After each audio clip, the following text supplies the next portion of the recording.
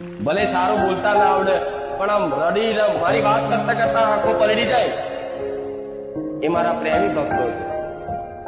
જે મારી વાત સાંભળી, મારી વાતની ચર્ચા કરી, મારો પરચો જોઈ અને આંખો ભીની જેને થતી હશે ને, એને હું ખૂબ પ્રેમ કરું છું માતા. એને હું પ્રેમ કરું છું, એને હું વાલ કરું છું.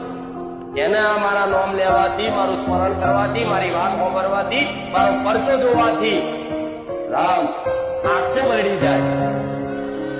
અને આ આંખો પલળવી એ સાચી ભક્તિનું એક પ્રતીક છે કે તમારી અંદર મારા પ્રત્યેની પ્રીત જાગી, ભક્તિ જાગી.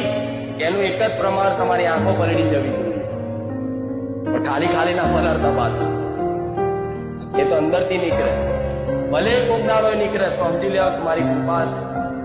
અને ના નીકળતા હોય તો એના માટે કહીશ કે પ્રાર્થના કરજો કે માં તારા હરખમન, તારી ભક્તિમાં મારે એક વખત રોવું છે. દુઃખમાં નહીં હો, દુઃખવાળા તો માથા ના પસરતા. દુઃખવાળા તો રડતા જોઉં ને એટલે તું જા રડી નાય. હરખ ના આંસુ. આમ મંદિરમાં જાઓ એટલે રૂવાટી ઉભી થઈ જાય ને રૂવાટા ઉભા. આમ ભજન વાગે, ડાકનું વાગે, માતાનું કે આરતી વાગે તો આમ વાઇબ્રેશન થાય, આમ વાળ ઊંચા થઈ જાય, થાય ને એવું. તે વાઇબ્રેશન થાય તો સમજી લો મારી શક્તિનો ટચ થાય છે, તમને અસર થાય છે.